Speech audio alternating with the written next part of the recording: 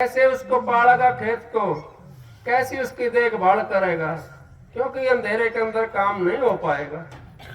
अंधेरे के अंदर तो हम इतना काम कर सकते हैं, उसमें पानी लगा सकते हैं, ना तो उसके अंदर नड़ाव कर सकते और ना उसकी रखवाल कर सकते। रखवाल भी हमने चिड़िया की करनी है तो दिन के अंदर ही करेंगे। शाम सुबह का टाइम होता है, शाम सुबह खेत के अंदर चिड़िया ज्यादा पड़ती है।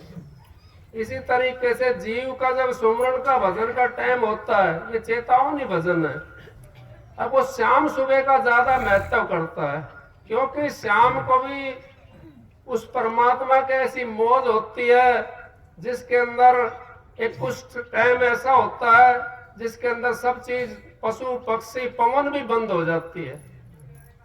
और सुबह भी ऐसे ही एक समय होता है, इसको ब्रह्म मुहूर्त बोलते हैं।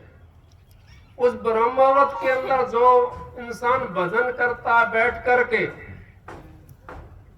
वो भी अपने पार हो जाता है। क्यों हो जाता है? अब ब्रह्म मुहूर्त के अंदर हमारी अगर 5 मिनट भी भजन की हो जाएंगी तो हमारी यूं समझो 4 घंटे का भजन होगा। तो ब्रह्म मुहूर्त के अंदर इतना सुन शरीर होता है और वो हमारी वृत्ति जो है ना इकट्ठी होती है। रात को हम आराम करते हैं तो वृत्ति हमारी इकट्ठी हो जाती है, हमारा जो मन है वो फैलाव में नहीं रहता, उसको इकट्ठा हो जाता है। अब इकट्ठा हो जाएगा तो आपका 5 मिनट का भजन भी 4 घंटे का सा बन जाता है वो। और शाम का जो भजन है, सारा दिन अब आप काम करते हो, काम करके जब शाम को बैठोगे तो भजन आपने घंटा आध घंटा बैठना पड़ेगा, जब आपका मन रुकेगा उसके ऊपर। और नहीं तो इतना आपका मन नहीं रुक सकता, क्योंकि सारे दिन की जो मन की जो चाल होती है ना, वो वहीं दौड़ाए दौड़ाए घूमता है। और उसी तरीके से हमारे को वो शाम को जब हम ध्यान भजन में बैठते हैं तो वो मन भी फिर वहां पहुंचा देता है हमारे को। तो इस करके शाम की तो कम लगता है भजन और सुबेरे का भजन ज्यादा लगता है। भाई ने शब्द गाया, दिन छिप जाएगा, अगर तो चेत ले नर, अब तो चेत ले, ये मनुष्य सोला बड़ा कीमती है। इसके लिए जिनकी हम पूजा करते हैं देवी देवताओं की, वो भी इसके लिए तरसते हैं। क्यों तरसते हैं? अब उनको ये मनुष्य सोला नहीं मिल रहा, उनको तो वो छाया छाया मिली हुई है। देवी देवता कभी मनुष्य सोले में आपने देखा है? नहीं देखा। राम भी नहीं देखा, कृष्ण भी नहीं देखा। क्यों कहते हैं हम, देखा नहीं है किसी ने भी। किसने देखा हो तो बताओ। लेकिन वो लीक चली हुई आ रही है। इसी तरीके से हम उसको कैसे देख सकते हैं?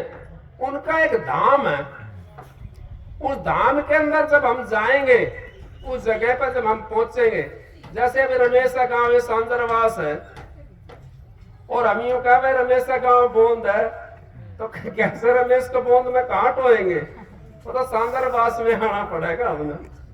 तो इसी तरीके से हम उस देश में हमने जब चलती है सूरत हमारी, तो आपने देखा होगा, आप दीपक जलाते हो या अगरबत्ती धूपबत्ती जलाते हो, उसके अंदर से जब जलाते हो आप उसको, जब लौ निकलती है और जब लौ उसमें पूरी हो जाती है, पूर्ण हो जाती है, जिस टाइम वो बंद होती है लो, उस टाइम देखो उसको, उस किसने बनाई वो लो। जब देखोगे ना आप उसको ऐसे दिखाई देंगे तिलमिलाती हुई, उसमें कितने लहरें पड़ जाते हैं। हमारी सूरत भी इसी तरीके से वो आटे टेढ़े रास्ते से जा करके और उस देश में पहुंचती है, उस ज्योति के अंदर मिल जाती है। जो जिस ज्योति को हम यहाँ पे देखते हैं, उसी ज्योति के अंदर हमारी वो आके चली जाती है। उन देशों के अंदर से जब हम निकल करके जाते हैं तो वहां पे देवी का देश भी मिलता है हमारे को, और ब्रह्मा का देश भी मिलता है, विष्णु का देश भी मिलता है। 18 चक्कर बताए महाराज जी ने। 6 चक्कर पिंड के होते हैं, 6 अंड के होते हैं, 6 ब्रह्मांड के होते हैं। और 18 चक्रों के अंदर उसका पसारा होता है। जिस तरीके से आपने देखा सूर्य आकाश के अंदर है, लेकिन आकाश के अंदर का सूर्य का प्रकाश इस सृष्टि के ऊपर आ रहा है। और यहाँ पे एक थाली रख दी जाए, उस थाली के अंदर भी सूर्य देखने लग जाएगा, और थाली का जो प्रकाश दीवार पे किसी पड़ेगा जा करके, तो वहां भी वो प्रकाश दिखाई देगा। इसी तरीके से हमारा जो 18 मंजिलों का जो प्रकाश है, जो सचखंड का प्रकाश है, वो इस 3 लोक के ऊपर पड़ा हुआ है। और उस 3 लोक के प्रकाश को हम देखते हैं। वास्तव में सूर्य तो कहीं दूसरी जगह है, लेकिन हम उसको थाली में देख लेते हैं। थाली के अंदर सूर्य तो नहीं है, ना उसके अंदर प्रकाश है। प्रकाश भी सूर्य के पास में है, और सूर्य तो सूर्य है ही वहां पर। इसी तरीके से हम जब इस चीज पर चलते हैं भजन बंदगी के ऊपर, तो हमारा जो सुबह का टाइम होता है वो सबसे महत्व होता है। उस टाइम के अंदर अगर हम 10 मिनट भी भक्ति कर लें तो हमारे कोटि जन्मों के पाप कट जाते हैं। क्योंकि हमारे जो देह है ये सस्ताई हुई होती है, ये आराम करी हुई होती है, और हमारी वृत्ति जो है मन की एकाग्रता इकट्ठी होती है उस टाइम पर। उस इकट्ठी वृत्ति से अगर हम परमात्मा के दर्शन करें, अपने गुरु के दर्शन करें, पहले तो हमने करना क्या चाहिए, अपने गुरु के सामने 5 मिनट, 2 मिनट, 10 मिनट खुली आंखों से आप खड़े होकर के और उनका सुमरण करो। और जब तुम्हारे अंदर में रूप समा जाए गुरु का, फिर आप भजन में बैठ के देखो तो आपका जल्दी काम बढ़ जाएगा। जल्दी आप उस परमात्मा से मिलने की कोशिश करोगे तो जल्दी पहुंच जाओगे। इसी तरीके से हमारे को संसार के अंदर अगवाई चिड़िया चुग गई खेत, अब पछताए क्या होता जब चिड़िया चुग गई खेत। अब तो हमें जन्म मिल रहा है, मनुष्य का चोला मिल रहा है, और ये हमारे से हाथ से निकलता हुआ जा रहा है। फिर कब करेंगे भजन हम? कौन सा टाइम आएगा? कौन सी योनि मिलेगी हमारे को भजन करने के लिए? कोई सी योनि हमारे को भजन करने के लिए नहीं मिल सकती। किसी भाई का प्रश्न होया है बीच में, अगर भाई ये तीतर यूं कहते हैं, हे कुदरत, हे राम तेरी कुदरत, हे राम तेरी कुदरत, ये भी भजन करता है। नहीं, उसकी भाषा ही ऐसी है, उसका नेचर ही ऐसा है। अब आप उसकी जैसी बोल सकते हो? नहीं बोल सकते। उसका नेचर ऐसा है। हमारा जो मनुष्य चोला है ये सबसे उत्तम चोला है।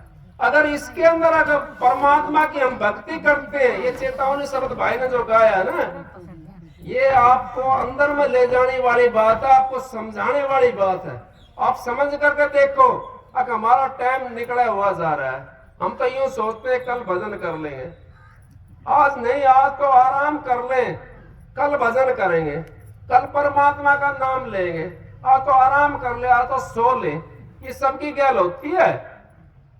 क्यों होती है? काल महाराज का इतना पसारा है यहाँ पर, उसकी उस माया से जीव बड़ी मुश्किल से निकलता है। और जिस पे सतगुरु की दया होती है वो जीव निकल जाता है। लेकिन सतगुरु की दया कब होगी? जब आप सतगुरु के ऊपर विश्वास करोगे। आपने जिससे नाम लिया उसके ऊपर आपने विश्वास कर लिया तो उसकी दया उतनी आ जाएगी कि जहां तक का वो पहुंचा हुआ गुरु है वहां तक की उसकी दया आपको प्राप्त मिल जाएगी। अगर वो पहुंचा नहीं है, अगर संसारी गुरु आपने बना रखा है और आप यूं कहते हो अब मेरा गुरु तो शहंशाह है, मेरा गुरु तो बादशाह है, तो फिर आपको संसार के अंदर ही ले जाएगा। वो बादशाह नहीं है, क्योंकि उसको बादशाह तो उसको कह सकते हैं हम जो संसार से ऊपर होता है, जो संसार के अंदर रह करके जल के अंदर जलमुर्गाई रहती है लेकिन सूखे पंखों रहती है। वो जब कोई शिकारी लेकर के आता ना तीर,